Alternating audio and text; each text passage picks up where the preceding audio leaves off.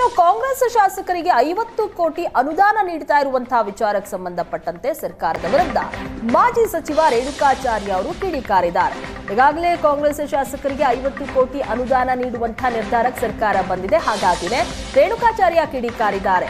ಒಂದ್ ಕಣ್ಣಿಗೆ ಬೆಣ್ಣೆ ಒಂದ್ ಕಣ್ಣಿಗೆ ಸುಣ್ಣ ಮಾಡಬಾರದು. ಜನ ಬಿಜೆಪಿಗೆ ಮಾತ್ರವಲ್ಲ ಕಾಂಗ್ರೆಸ್ಗೂ ಸಹ ಮತ ಹಾಕಿದ್ದಾರೆ. ಸಿಎಂ ಡಿಸಿಎಂ ಕಾಂಗ್ರೆಸ್ ಕ್ಷೇತ್ರಕ್ಕೆ ಮಾತ್ರ ಸೀಮಿತ ಅಲ್ಲ. ಸಿದ್ದು ಡಿಕೆಶಿ ಇಡೀ ರಾಜ್ಯಕ್ಕೆ ಸಿಎಂ ಹಾಗೆ ಡಿಸಿಎಂ ಆಗಿದ್ದಾರೆ. ಹಾಗಾಗಿ ಕಾಂಗ್ರೆಸ್ ಶಾಸಕರಿಗೆ ಮಾತ್ರ ಅನುದಾನ ಕೊಡೋದು ಒಂದ್ ಕಣ್ಣಿಗೆ ಬೆಣ್ಣೆ ಒಂದ್ ಕಣ್ಣಿಗೆ ಸುಣ್ಣ ಬಳದಂತೆ ಅಂತ ಆಕ್ರೋಶ ಹೊರಹಾಕಿದ್ದಾರೆ. ಕಾಂಗ್ರೆಸ್ ಎಲ್ಲ ಒಂದ್ ಕಡೆ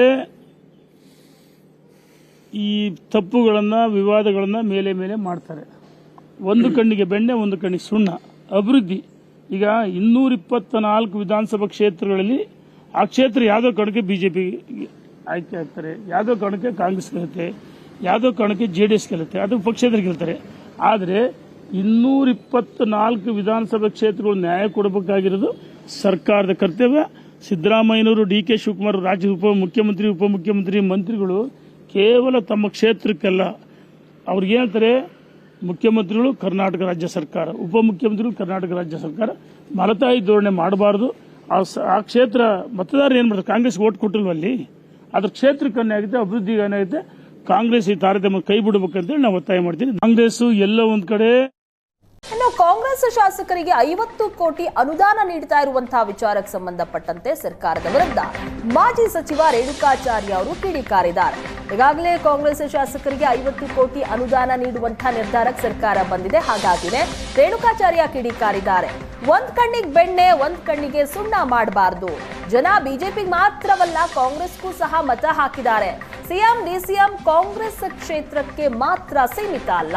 ಸಿದ್ದು ಡಿಕೆಶಿ ಇಡೀ ರಾಜ್ಯಕ್ಕೆ ಸಿಎಂ ಹಾಗೆ ಡಿಸಿಎಂ ಆಗಿದ್ದಾರೆ. ಹಾಗಾಗಿ ಕಾಂಗ್ರೆಸ್ ಶಾಸಕರಿಗೆ ಮಾತ್ರ ಅನುದಾನ ಕೊಡೋದು ಒಂದ್ ಕಣ್ಣಿಗೆ ಬೆಣ್ಣೆ ಒಂದ್ ಕಣ್ಣಿಗೆ ಸುಣ್ಣ ಬಳದಂತೆ ಅಂತ ಆಕ್ರೋಶ ಹೊರಹಾಕಿದ್ದಾರೆ. ಕಾಂಗ್ರೆಸ್ ಎಲ್ಲ ಒಂದ್ ಕಡೆ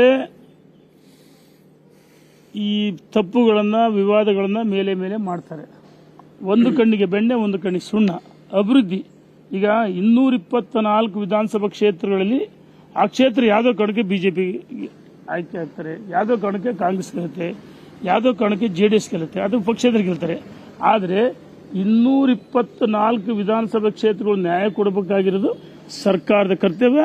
ಸಿದ್ದರಾಮಯ್ಯನವರು, ಡಿ.ಕೆ. ಶಿವಕುಮಾರ್, ರಾಜ್ಯ ಉಪಮುಖ್ಯಮಂತ್ರಿ ಮಂತ್ರಿಗಳು ಕೇವಲ ತಮ್ಮ ಕ್ಷೇತ್ರಕ್ಕೆಲ್ಲ ಅವ್ರಿಗೆ ಹೇಳ್ತಾರೆ, ಮುಖ್ಯಮಂತ್ರಿಗಳು ಕರ್ನಾಟಕ ರಾಜ್ಯ ಸರ್ಕಾರ, ಉಪಮುಖ್ಯಮಂತ್ರಿಗಳು ಕರ್ನಾಟಕ ರಾಜ್ಯ ಸರ್ಕಾರ ಮಲತಾಯಿ ಧೋರಣೆ ಮಾಡಬಾರದು.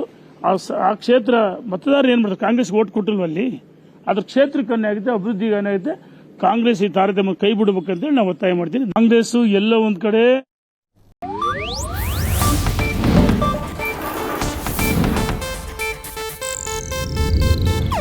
ಇದು ಏಷ್ಯಾನೆಟ್ ನ್ಯೂಸ್ ನೆಟ್ವರ್ಕ್ ಪ್ರಸ್ತುತಿ.